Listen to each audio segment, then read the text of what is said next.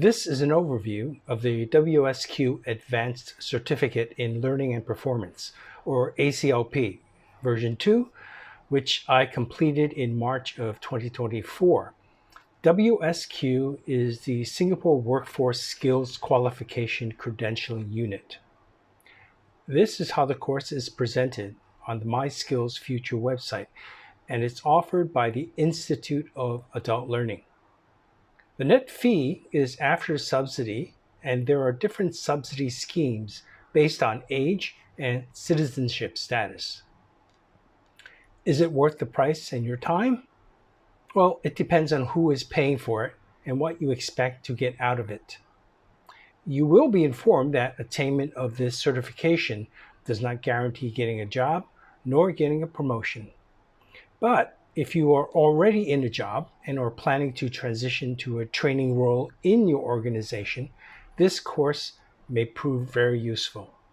This is a train-the-trainer course. Though focused on facilitation, this course provides a sound foundation for other roles in the training and adult education space. There's no screening process or diagnostic assessment for prerequisite knowledge or skills, so it would appear that anyone who enrolls is accepted. In my cohort, no one received a not yet competent assessment, even if they may not have fully met the entry requirements. Version 2 has dropped about 42 hours of instruction time as compared to version 1, and is condensed down to 3 months from 9 months, with only 3 modules.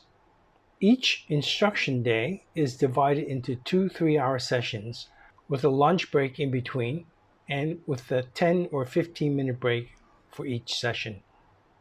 It's a mix of classroom and online instruction, and each learner must use their SingPass app to register attendance.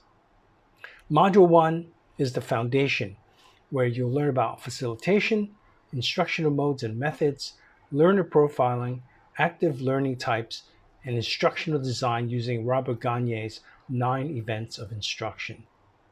You'll also learn how to navigate and use skills frameworks for yourself and to help others seeking to further their career. Finally, what's learning without assessments? The course will highlight the different kinds of assessments like diagnostic, formative, summative, and others. The principles and rules of assessments are also covered. I think Unit 1 would have benefited from introducing coaching here instead of in Module 3, Workplace Learning. Some basic coaching concepts would have helped to motivate any learner embarking on change. Module 2 builds on Module 1 by introducing educational technologies, or EdTech, for classroom and remote learning. You'll learn how to incorporate technology into the curriculum to support pedagogy. Tools include Zoom, Google Forms, Kahoot, Padlet, and ones of your choosing are allowed. The focus on using Gilly Salmon's 5-stage model for online learning and SAMR, S-A-M-R, a model for transforming learning using digital technologies. Learner profiling in terms of demographic, cognitive, social, and affective was covered in Module 1 and is revisited here because learners will have varying degrees of computer literacy, and EdTech should facilitate and not hinder learning and participation. Module 2 introduces the various tools that can be used to collect learner profile data to help guide lesson planning and courseware development. Module 3 is about delivering workplace learning, which is to say, how to deliver domain-specific learning in the workplace environment.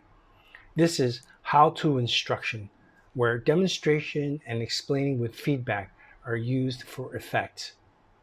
It's about breaking down critical core functions into discrete chunks that can be demonstrated and explained using what, when, why, and how within well-defined criteria. There's only a very short bit on coaching, since coaching is a complex subject in and of itself. You'll have to explore on your own if you want to learn more about coaching. Module 3 took much more work than I anticipated, so don't underestimate this module. And if you took a look at the technical skills in the skills frameworks, Most are workplace learning. Learners are assessed for their knowledge and ability for each module. The assessments are comprised of two components. There's a written component and a practical performance component. The practical performance is where you will need to show by performing what you learned. You can find the answers to the written part using the Learner's Guide, downloadable from the Learning Management System. Module 1 has two practical performances. The first is a mock facilitation where you will design and deliver a short course using Gagne's 9 events for instruction. Your cohorts will be your learners. This session is recorded and submitted as part of your record. You'll have 20 minutes. The second assessment has you playing the role of the career consultant, and your facilitator role plays a person seeking career guidance. Your facilitator will let you know whether or not you have passed as competent or deemed not yet competent at the end of each assessment with feedback. Do-overs come at a cost as they incur assessor time. Assessment for the second module is performed online using online apps, naturally. You can use apps of your own choosing. I use Zoom, I use Padlet. You can use the lesson plan in Module 1 or create a new one. I suggest watering down your Module 1 lesson plan or creating a new one for Technology-Enabled Learning lesson plan. Either way, you'll need to design your lesson plan to be able to deliver it coherently. The assessment for workplace learning delivery has the learner choosing one of 4 scenarios provided online in the Canva LMS. You will need to create a script and provide props for the workplace learning. You will need to create a script and provide props for the workplace learning delivery. You partner with one of your cohorts and will role play as each other's learners. Coaching is part of the assessment, but it's very light in content. Active learning is where learners actively engage with the learning material and the learning process. Facilitation is a multimodal practice, so the learning is in the doing with feedback and iteration being your friends. Assessment is also a multimodal practice, but with less control than facilitation. Visual and auditory acuity are great skills to apply here. For the amount of money paid, the courseware felt limited. The learner guides for each module are a little over 70 pages, including references.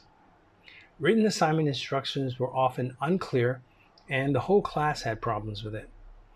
I think it's better to use a simpler lexicon and be more verbose in order to provide more equity and clarity. And this would free up the facilitator's time for higher value activities. I would have liked to see more curated content, and I believe strongly that the learning is in the doing, so not having more time to practice with someone with experience who can provide constructive feedback was a weakness in the curriculum. This weakness was further amplified by the curriculum design, which was catering to a base common denominator. I suggest using diagnostic testing during the enrollment process and developing versions of this course for varying abilities and degrees of motivation.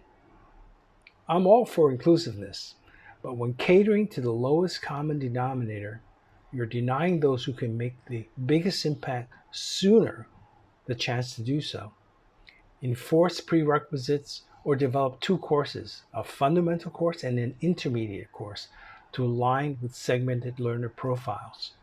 Lacking certificates is a barrier to entry in Singapore, even though there is a movement not to hire based on credentials alone. This will not change over time, as employers may not have the wherewithal to assess candidate competency during the hiring process. And it's often discovered that certification is not qualification. But if you want to participate in the training and adult education sector, this is a good place to start. You may not come away qualified, but I hope it gives you the courage to pursue your career goals through continuous lifelong learning. Check out Skills Framework to map out your journey.